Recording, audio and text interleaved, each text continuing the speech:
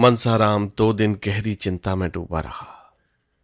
बार बार अपनी माता की याद आती। न खाना अच्छा लगता, न पढ़ने में ही जी लगता। उसकी काया पलट सी हो गई। दिन गुजर गए और छात्रालय में रहते हुए भी उसने वो काम न किया जो स्कूल के मास्टरों ने घर से कर लाने को कह दिया। परिणाम स्वरूप उसे बेंच पर खड़ा रहना पड़ा। जो बात कभी नहीं हुई थी वो आज हो गई। ये असह्य अपमान भी उसे सहना पड़ा। तीसरे दिन वो इन्हीं चिंताओं से मग्न हुआ अपने मन को समझा रहा था। क्या संसार में अकेली मेरी ही माता मरी है? वे माताएं तो सभी इसी प्रकार की होती हैं। मेरे साथ कोई नई बात नहीं हो रही। अब मुझे पुरुषों की भांति दुगुने परिश्रम से अपना काम करना चाहिए। माता पिता जैसे राजी रहें उन्हें राजी रखना चाहिए। इस साल अगर छात्रवृत्ति मिल गई तो मुझे घर से कुछ भी लेने की जरूरत न रहेगी। कितने ही लड़के अपने बल पर बड़ी बड़ी उपाधियां प्राप्त कर लेते हैं। बाधाओं पर विजय पाना और अवसर देखकर काम करना ही मनुष्य का कर्तव्य है। भाग्य के नाम को रोने कोसने से क्या होगा। इतने में जियाराम आकर खड़ा हो गया। मनसाराम ने पूछा, घर का क्या हाल है जिया? नई अम्मा जी तो प्रसन्न होंगी। जिया, उनके मन का हाल तो मैं नहीं जानता, लेकिन जब से तुम आए हो उन्होंने 1 जून भी खाना नहीं खाया। जब देखो रोया ही करती हैं। जब बाबूजी आते हैं तब अलबत्ता हंसने लगती हैं। तुम चले आए तो मैंने भी शाम को अपनी किताबें संभाली। यही तुम्हारे साथ रहना चाहता था। भूंगी चुड़ैल ने जाकर अम्मा जी से कह दिया। बाबूजी बैठे थे, उसके सामने ही अम्मा जी ने मेरी किताबें छीन ली और रोकर बोली, तुम चले जाओगे तो इस घर में कौन रहेगा? अगर मेरे कारण तुम लोग घर छोड़ छोड़ कर भागे जा रहे हो तो लो, मैं कहीं चली जाती हूँ। मैं तो झल्लाया हुआ था ही। वही अब बाबूजी भी न थे। बिगड़ कर बोला, आप क्यों कहीं चली जाएंगी? आपका तो घर है, आप आराम से रहिए। गैर तो हम ही लोग हैं, हम न रहेंगे तो आपको आराम ही आराम होगा। मनसाराम, बहुत ही अच्छा कहा। इस पर और भी जल्लाई होगी और जाकर बाबूजी से शिकायत की होगी। जियाराम, नहीं, ये कुछ नहीं हुआ। बेचारी जमीन पर बैठकर रोने लगी। मुझे भी करुणा आ गई, मैं भी रो पड़ा। उन्होंने आंचल से मेरे आंसू पोंछे और बोली, जिया, मैं ईश्वर को साक्षी देकर कहती हूँ कि मैंने तुम्हारे भैया के विषय में बाबूजी से एक भी शब्द नहीं कहा था। मेरे भाग्य में कलंक लिखा हुआ है, वही भोग रही हूँ। फिर और न जाने क्या क्या कहा जो मेरी समझ में नहीं आया। कुछ बाबूजी की बात की। मनसाराम ने उद्विग्नता से पूछा, बाबूजी के विषय में क्या कहा? कुछ याद है? जियाराम, बातें तो भाई मुझे याद नहीं आती। मेरी मेमोरी कौन बड़ी तेज है। लेकिन उनकी बातों का मतलब कुछ ऐसा मालूम होता था कि उन्हें बाबूजी को प्रसन्न रखने के लिए यहाँ स्वांग भरना पड़ता है। न जाने धर्म अधर्म कैसी बातें करती थी, मैं बिल्कुल न समझ सका। मुझे तो अब इसका विश्वास आ गया भैया कि उनकी इच्छा तुम्हें यहाँ भेजने की न थी। मनसाराम, तुम इन बातों का मतलब नहीं समझ सकते। ये बड़ी गहरी चालें हैं। जियाराम, तुम्हारी समझ में होंगी, मेरी समझ में नहीं है। मनसाराम, जब तुम ज्योमेट्री नहीं समझ सकते तो इन बातों को क्या समझ सकोगे? उस रात को जब मुझे खाना खाने के लिए बुलाने आई थी और मैं उनके आग्रह पर आने को तैयार हो गया था, उस वक्त बाबूजी को देखते ही उन्होंने जो कहना बदला वो मैं कभी नहीं भूल सकता। जियाराम, यही बात मेरी समझ में नहीं आती। अभी कल ही मैं यहाँ से गया तो लगी तुम्हारा हाल पूछने। मैंने कहा, वो तो कहते थे कि अब इस घर में कभी कदम नहीं रखूंगा। मैंने कुछ झूठ तो कहा नहीं, तुमने ही मुझसे कहा था। पता है, इतना सुनकर फूट फूट कर रोने लगी। मैंने दिल में बहुत पछताया कि कहाँ से मैंने ये बातें कह दी। बार बार यही कहती थी, क्या मेरे कारण घर छोड़ देंगे? मुझसे इतने नाराज हैं। चले गए और मुझसे मिले तक नहीं। खाना तैयार था, खाने तक नहीं आए। हाय, क्या बताऊं किस विपत्ति में हूं। और इतने में बाबूजी आ गए। बस तुरंत आंखें पोंछकर मुस्कुराती हुई उनके पास चली गई। ये बात मेरी समझ में नहीं आती। आज मुझसे बड़ी मिन्नत की कि इनको साथ लेते आना। आज मैं तुम्हें खींच ले चलूंगा। 2 दिन में वो कितनी दुबली हो गई हैं, तुम्हें ये देखकर उन पर दया आएगी। चलोगे ना? मनसाराम ने कुछ जवाब न दिया। उसके पैर कांप रहे थे। जियाराम तो हाजिरी की घंटी सुनकर भागा। पर वो बेंच पर लेट गया और इतनी लंबी सांस ली मानो बहुत देर तक उसने सांस नहीं ली है। उसके मुंह से दुस्सह वेदना में डूबे हुए शब्द निकले, हाय ईश्वर। इस नाम के सिवा उसे अपना जीवन निराधार मालूम होता था। इस एक उच्छ्वास में कितना नैराश्य, कितनी संवेदना, कितनी करुणा उसकी दीनता प्रार्थना भरी हुई थी, इसका कौन अनुमान कर सकता है। अब सारा रहस्य उसकी समझ में आ रहा था और बराबर उसका पीड़ित हृदय आर्तनाद कर रहा था। हाय ईश्वर, इतना घोर कलंक! क्या जीवन में इससे बड़ी विपत्ति की कल्पना की जा सकती है? क्या संसार में इससे घोरतर नीचता की कल्पना की जा सकती है? आज तक किसी पिता ने अपने पुत्र पर इतना निर्दय कलंक न लगाया होगा। जिसके चरित्र की सभी प्रशंसा करते थे, जो अन्य युवकों के लिए आदर्श समझा जाता था, जिसने कभी अपवित्र विचारों को अपने पास फटकने नहीं दिया, उसी पर यह घोर कलंक। मनसाराम को ऐसा मालूम हुआ मानो उसका दिल फटा जा रहा हो। दूसरी घंटी भी बज गई। लड़के अपने अपने कमरे में चले गए, पर मनसाराम हथेली पर गाल रखे अनिमेष नेत्रों से भूमि की ओर देख रहा था, मानो उसका सर्वस्व जलमग्न हो गया हो, मानो वो किसी को मुंह न दिखा सकता हो।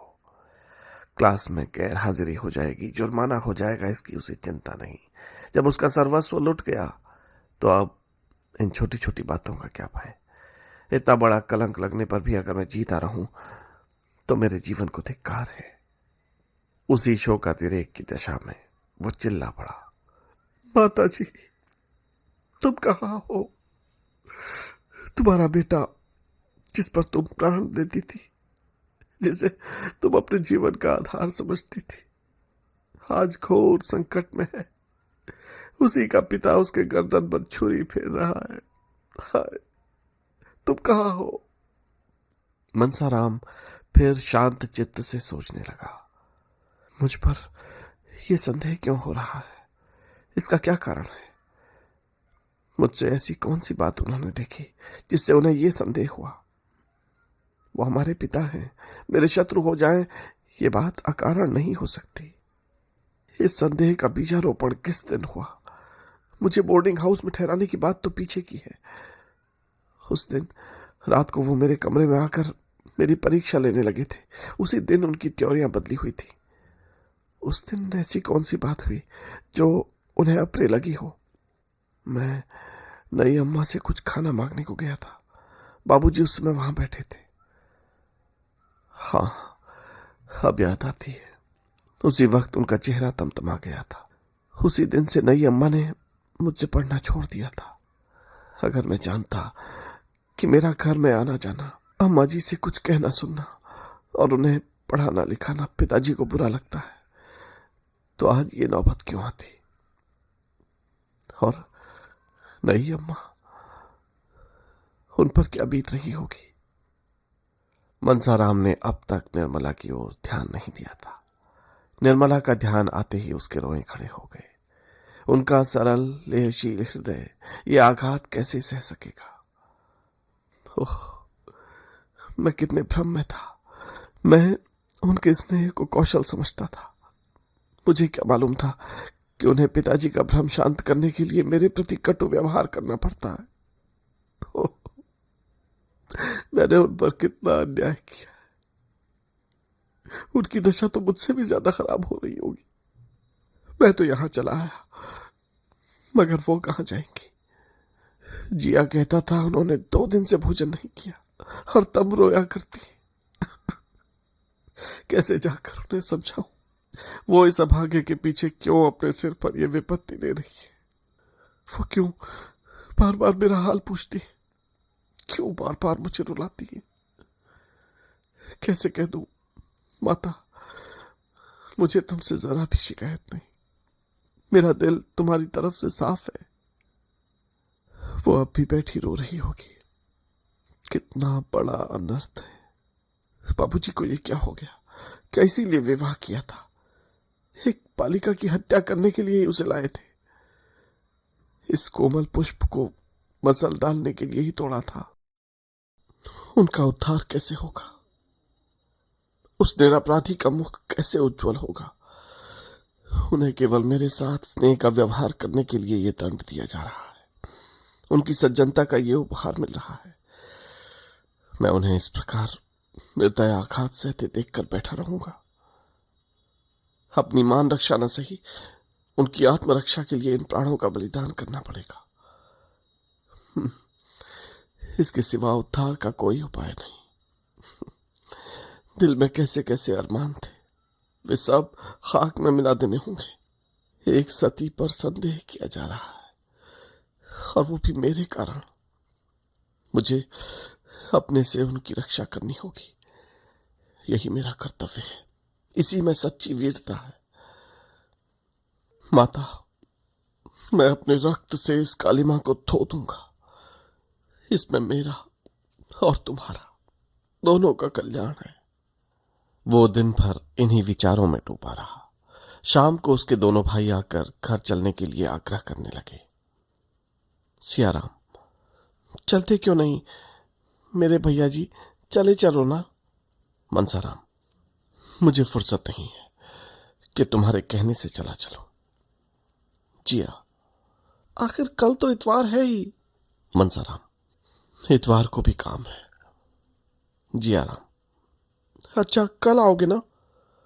नहीं, मुझे कल एक मैच में जाना है। अम्मा जी मूंग के लड्डू बना रही हैं, न चलोगे तो एक भी न पाओगे। हम तुम मिलके खा जाएंगे सिया, इन्हें न देंगे। जियाराम, भैया अगर तुम कल न गए तो शायद अम्मा जी यहीं चली आए। मनसाराम, सच? नहीं, ऐसा क्यों करेंगी? यहां आई तो बड़ी परेशानी होगी। तुम कह देना वो कहीं मैच देखने गए हैं। मैं क्यों झूठ बोलने लगा?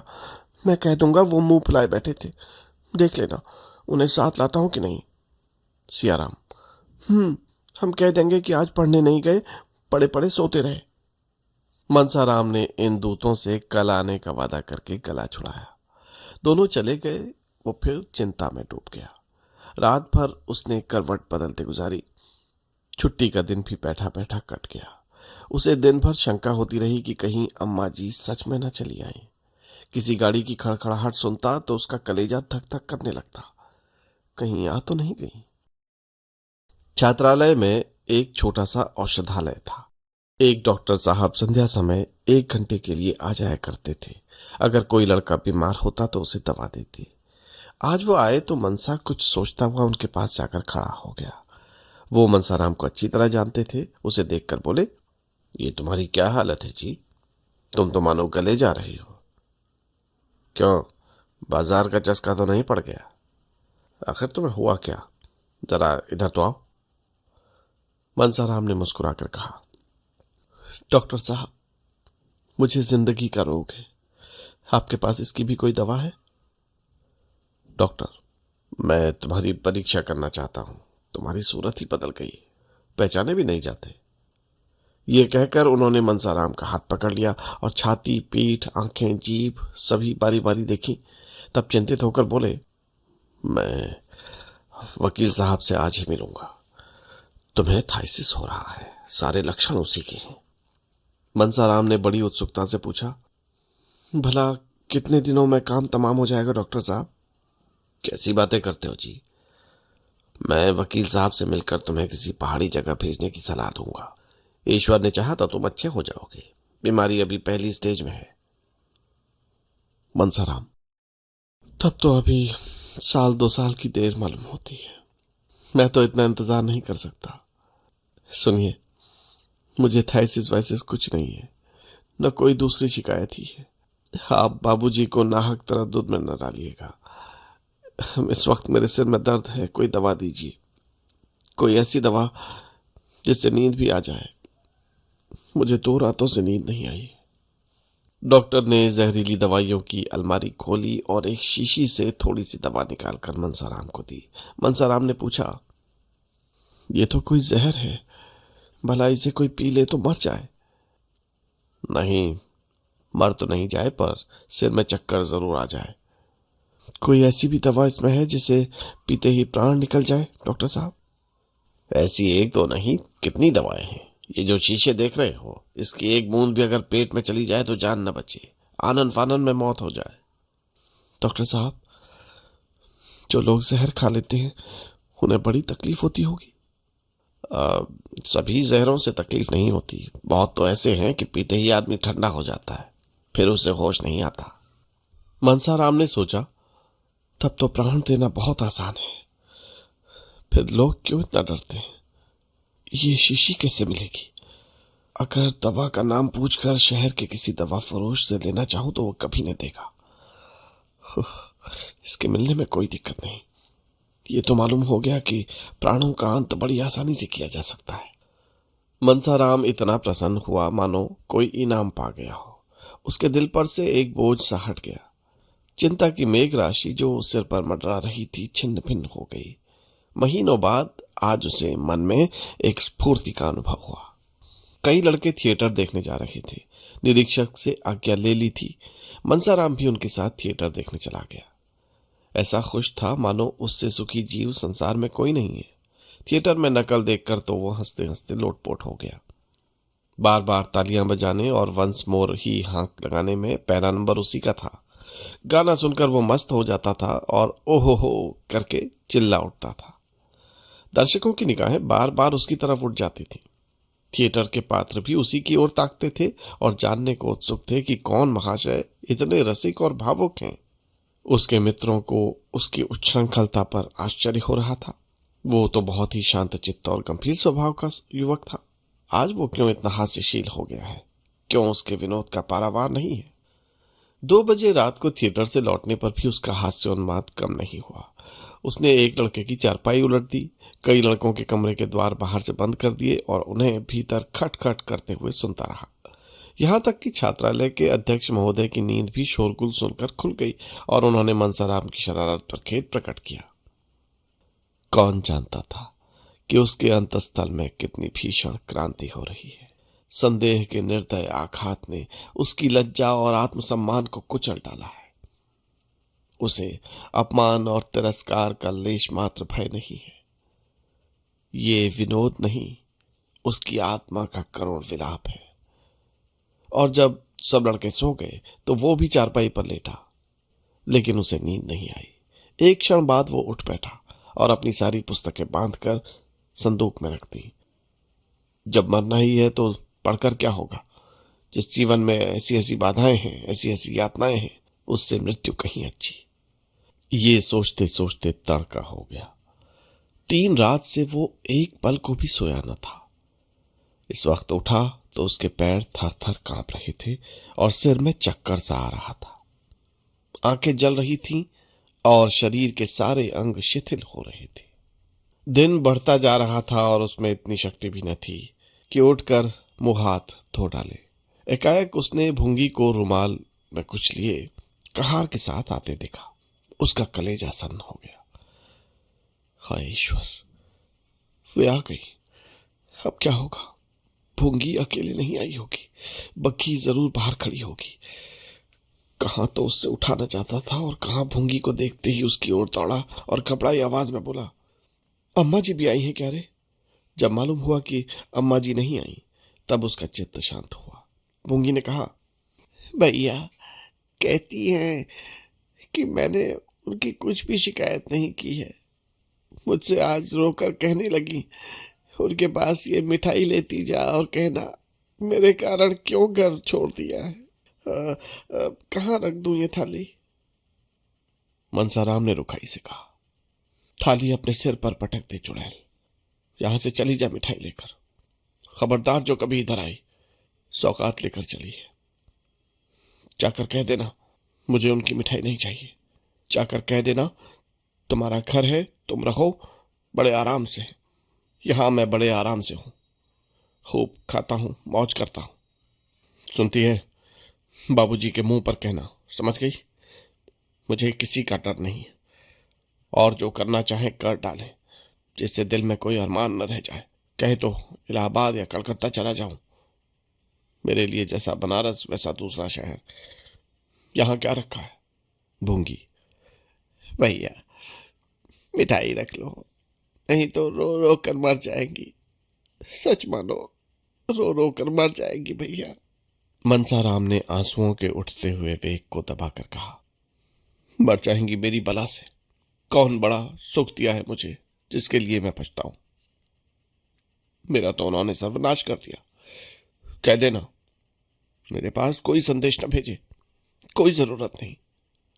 भूंगी, भैया तुम तो कहते हो यहाँ खूब खाता हूं, मौज करता हूं, मगर देह तो आधी भी नहीं रह गई। जैसे आए उसके आधे भी न रहे।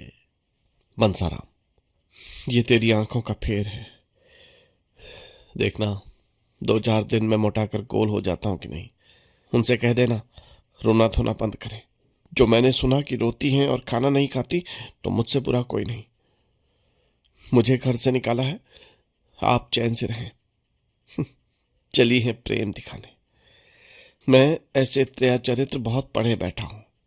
भूंगी चली गई। मनसाराम को उससे बातें करते ही कुछ ठंड मालूम होने लगी थी। ये अभिनय करने के लिए उसे अपने मनोभावों को जितना दबाना पड़ा था, वो उसके लिए असाध्य था। उसका आत्मसम्मान उसे इस कुटिल व्यवहार का जल्द से जल्द अंत कर देने के लिए बाध्य कर रहा था। पर इसका परिणाम क्या होगा? निर्मला क्या ये आघात सह सकेगी? अब तक मृत्यु की कल्पना करते समय किसी अन्य प्राणी का विचार न करता था, पर आज एकाएक उसे ज्ञान हुआ कि मेरे जीवन के साथ एक और प्राणी का जीवन सूत्र भी बंधा हुआ है। निर्मला समझेगी कि मेरी निष्ठुरता ने ही इनकी जान ली। यही समझकर उनका कोमल हृदय फट न जाएगा। उसका जीवन तो अब भी संकट में है। संदेह के कठोर फंदे में फंसी हुई अबला क्या अपने को हत्यारिणी समझकर बहुत दिनों तक जीवित रह सकती है? मनसाराम ने चारपाई पर लेटकर लिहाफ ओढ़ लिया।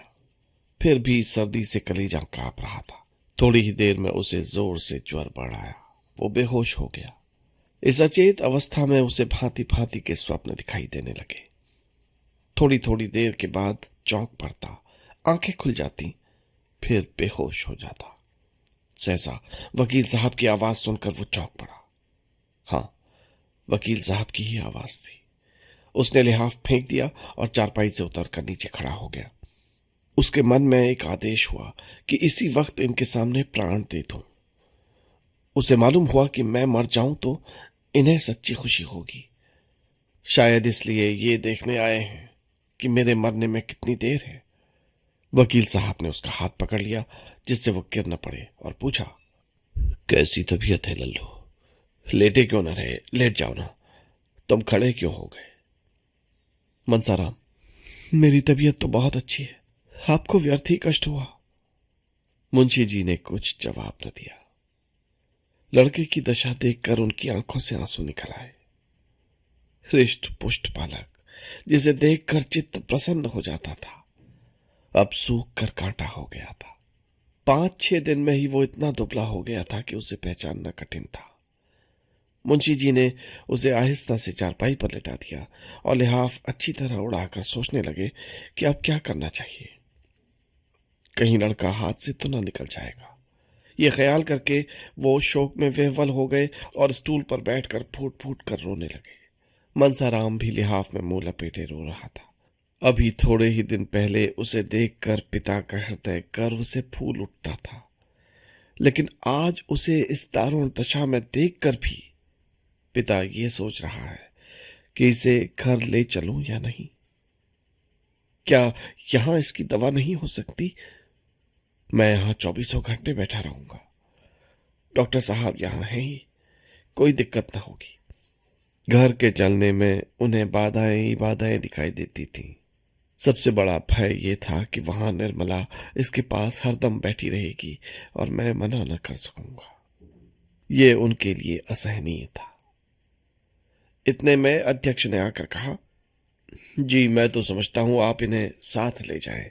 गाड़ी है ही, तकलीफ ना होगी। देखिए यहां अच्छी तरह देखभाल ना हो सकेगी। मुंशी जी, हाँ आया तो मैं इसी ख्याल से था, लेकिन इसकी हालत बहुत ही नाजुक मालूम होती है। जरा सी असावधानी होने से सरसाम हो जाने का भय है। जी, यहां से ले जाने में थोड़ी दिक्कत जरूर है, लेकिन ये तो आप खुद सोच सकते हैं कि घर पर जो आराम मिल सकता है वो यहां किसी तरह भी नहीं मिल सकता। इसके अतिरिक्त किसी बीमार लड़के को यहां रखना भी नियम के विरुद्ध है। मुंशी जी, कहिए तो मैं हेडमास्टर से आज्ञा ले लूं। मुझे इनको यहां से इस हालत में ले जाना किसी तरह मुनासिब नहीं मालूम होता। अध्यक्ष ने हेडमास्टर का नाम सुना तो समझे कि ये महाशय धमकी दे रहा है। जरा तिनक कर बोले, देखिए हेडमास्टर, नियम विरुद्ध कोई बात नहीं कर सकते। मैं इतनी बड़ी जिम्मेदारी कैसे ले सकता हूं? अब क्या हो, क्या घर ले जाना ही पड़ेगा? यहां रखने का तो बहाना था कि ले जाने से बीमारी बढ़ जाने की आशंका है। यहां से ले जाकर अस्पताल में ठहराने के लिए कौन बहाना है? जो सुनेगा वो यही कहेगा कि डॉक्टर की फीस बचाने के लिए लड़के को अस्पताल में फेंका है। पर अब ले जाने के सिवा और कोई उपाय न था।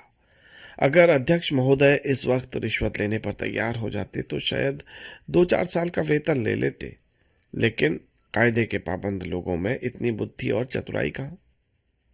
अगर इस वक्त मुंशी जी को कोई आजीवन ऐसा उज्र सूझा देता जिससे मनसाराम को न घर ले जाना पड़े तो वो उसका एहसान मानते। सोचने का समय भी नहीं था। अध्यक्ष महोदय शैतान की तरह सिर पर सवार थे। विवश होकर मुंशी जी ने दोनों भाइयों को बुलाया और मनसाराम को उठाने लगे। मनसाराम अर्धचेतना की दशा में था। चौंक कर बोला, क्या है? कौन है? मुंशी जी, कोई नहीं है बेटा, मैं तुम्हें घर ले जाना चाहता हूं।